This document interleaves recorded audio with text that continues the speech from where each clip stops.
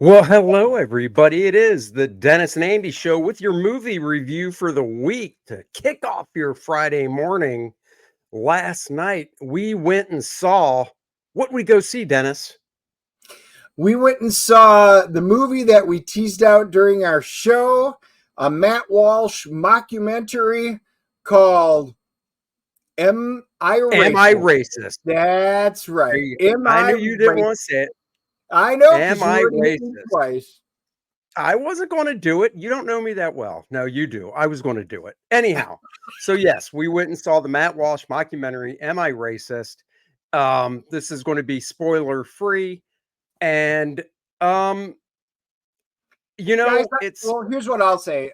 This was a difficult movie because I know a lot of people out there just because of Matt Walsh. You can't see it. They're going to try and cancel you. There's been all of this conversation and uh, canceling of people and stuff. Jeremy Johns, one of my favorite reviewers, he took a whole slack from just reviewing it. Guys, we're here to just review a movie to see if it was a fun movie, a good watch, and that's what we did. We will not get into the politics and stuff of it. But with that being said, it was definitely not what I was expecting for a film. It was a mockumentary. well, I Um, mean, it to me, it really does blow the lid off the scam artists out there. And I think that's what they are, scam artists. The Robin DiAngelo.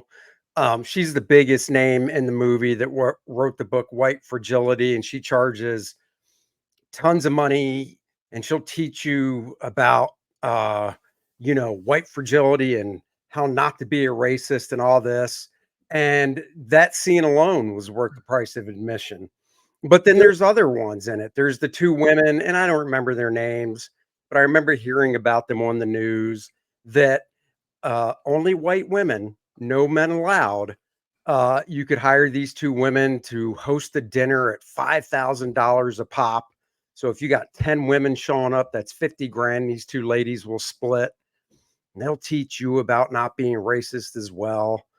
And when you peel back the curtain and see what these speakers are doing and saying, you're just I mean, to me, it just reeked of you guys are just grifters trying to just soak these people for money. Yeah, and what Matt does is he does a really good. It's an investigational journey, and one of the only clips that I had seen, I tried to stay away from all the spoilers, was the group when he was in and he gets recognized and stuff, and they call the cops on him. There are a lot of really funny scenes in this, and this is the thing that surprised me most. I knew it was a documentary format, uh, but it's truly a funny. It is truly a funny movie.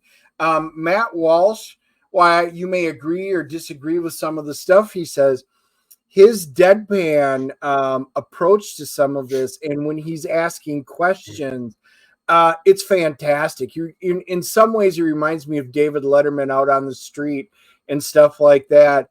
But Matt Walsh asks very hard hitting questions, but it's all done with a comedic overtone. But at the same time, it's trying to bring to light what's going on in as this great social experiment, as in racism. Yeah, I mean, Matt, if you've seen the trailer, you see that he says he has to go deeper undercover because he was recognized at that one group. And so he puts on a wig with a man bun and glasses and a tweed coat, whatever.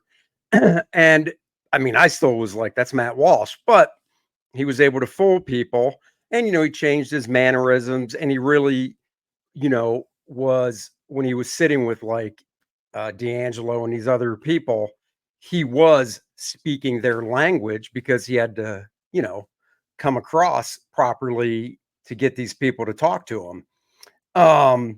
He goes into a bookstore and he asked the bookshop owner, and it's not a chain bookstore, it's not a big, it's not a Barnes and Noble or anything. And he asked the owner what books he should read, and she takes him to a section, and I mean, there's just this huge stack of books that she pulls out and suggests for him to read. Then he The ends the, up sec- buying, the section was about as big as what you would see for science fiction or fantasy, and I'm like, oh my god, this little bookstore has that much yeah, basically a retail area devoted to doing this. yeah. And, so he bought a few, and obviously he bought Robin DiAngelo's. That's her name, right? Robin DiAngelo. Yeah. Yeah. And and then there's little, some of the because the movie is funny, and some of the fun stuff behind the movie is just these little vignettes of him like reading through her book and highlighting stuff. And the catchphrase you could say is you got to put the work in. You got to put the work in. And they never really explain what the work is. And it's not Matt not explaining it, it's the other people. They just say you have to put the work in. And it's like, well, what does that mean? So they show him in his full suit and stuff, actually riding an exercise bike and doing a rowing machine and stuff. Because he's trying to put the work in. He goes and So, gets his that, DEI certification, oh, and yeah.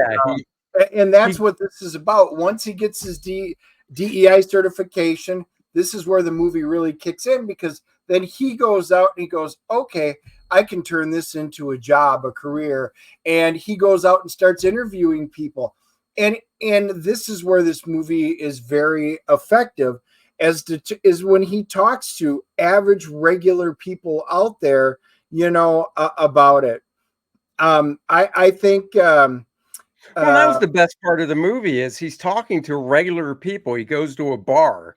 He goes and talks. One of the great best scenes I thought, he talks to a owner of a auto repair shop. The guy, opened it in 1971, an older black man. And this is how normal people think, is these when he's talking to these people. And, he goes to this bar. It's a biker bar. It's all white dudes. And he's talking to them about race and stuff. And everybody was like, I don't think about it. There's no why would you think about it? I have white right. friends, black friends, Spanish friends, whatever. We're just friends. We we, don't we think all about we it. all bleed the same. We're people, and that's Right. what it is. It is just very, very interesting where he takes it. Well, Um, it's become a business, right.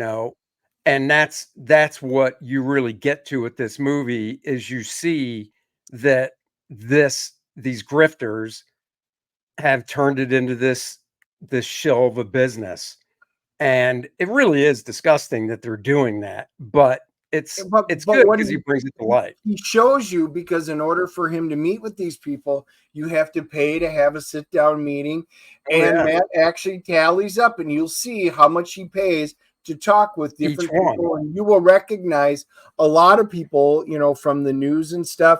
Like I said, I think not everything lands, not everything's totally hilarious, No. but it's done in a very good way. It is definitely a comedic mockumentary, um, and it works. The whole thing works. It is probably one of the better pieces that Daily Wire, has put out. So kudos to Matt Walsh for tackling this on head on, and I think you did really well with it. I would recommend, while it's in the theaters, go see it. Something like this is definitely, worth spending a little bit of money on. So you can already tell I'm going to give it a pretty decent rating. Yeah, I agree. I think it's worth a watch too, especially if you can get a friend to go that is on, the opposite side of the aisle. I mean, look, this was made by Matt Walsh, a conservative. If you can get an independent leaning or a left leaning friend to go with open mind to it, I think that'd be pretty interesting to see. Anyhow, let's grade this puppy. Let's give it our CGC rating. Uh, who goes first? I don't remember. It's your turn. Ooh, it's my turn. Okay, 8.0. I'm Oh, done. I already said what I thought about it, so I Yeah, don't think I me, have to explain it anymore. So it's a 8.0. I gave you all me my too. thoughts. Nope, me too. Priceless I read. did too, and I'm actually at an 8. I didn't think we were going to be that close. So yeah, an 8, and IMDb rating is a 7.7, so pretty close, and it tends to run lower. And when we had last heard, everybody was talking, nobody would review it. It had no reviews, well, 4, but not enough. But we now have a review. Rotten Tomatoes, the critics have given it an 80%. There is an The actual critics? rating. Yes, the critics are at an 80%. And I did hear on one of the shows that Christian Toto, we love that guy. He was one of the 4 original reviewers that were on there, and nobody else would review it. There are now 10 reviews, so it's at 80%. The Well, I mean, audience, 10 is better than nothing. So yeah, the audience members, 98% with over 1,000 verified ratings. So solid. People really like this movie. For me, it wasn't a grand slam, but it was a good triple, maybe a solo home run. there you go. You know what else is, Dennis? It's Kor-Drath The Awakening by Dennis and myself. Dennis writes it. I draw it. We came up with Kor-Drath and Adriana together. It takes place in the Shattered Reach, and Kor-Drath and Adriana need to save their homeland from Vordoom the Undying, Necronite, and Lilneth. Check out the cast lineup. Guys, if you're a fan of Conan, Game of Thrones, Dungeons and Dragons, just high tea fantasy type adventure, you will like this book. We've got something for everyone. I tell you what, the link is in the description below. We would rather have you peruse this at your leisure to check out everything. So please go check it out. Back the campaign if you haven't already. It's a 64-page graphic novel we know you'll love, and it's because of your support that we can bring you this book. So thank you guys very much. We will be back next Wednesday at 3 p.m. And I think next week it's going to be Dennis and I rolling solo, just the two of us talking comics and stuff. Haven't done a show like that in a while. So there you go. Thank you for joining us. Have a great weekend. And bye bye, Good, you everybody. prosper.